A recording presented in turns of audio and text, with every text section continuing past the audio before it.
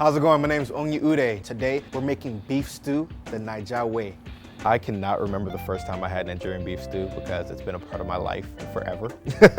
Like most people growing up, you know, they got to get McDonald's and stuff like that. That was not the case in the Nigerian household at all. I'm one of 5, and sometimes my mom was like, you know, she didn't feel like giving us individual plates. So the great thing that she used to do, which I found so funny, is she used to put it in like this really big bowl, think family style, and give us all a spoon and walk away. And then at that point, it was like free for all. My mom makes it different, you know, she add like, you know, shoki and all these other beef parts, and it's delicious, but you know, there's a basic way to make it. You can just have the basic beef part and that's enough.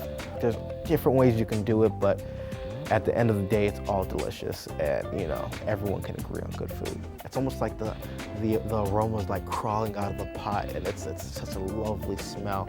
You can bring someone, you know, from down the street with the smell. It's a great aroma. You want to eat it before it's even done.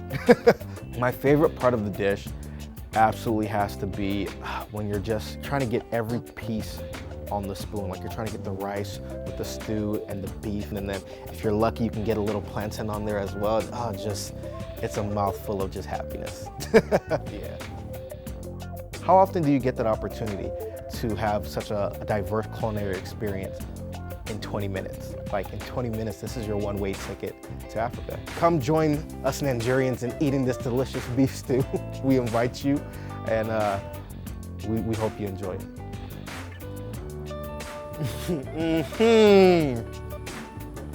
It's delicious, you know.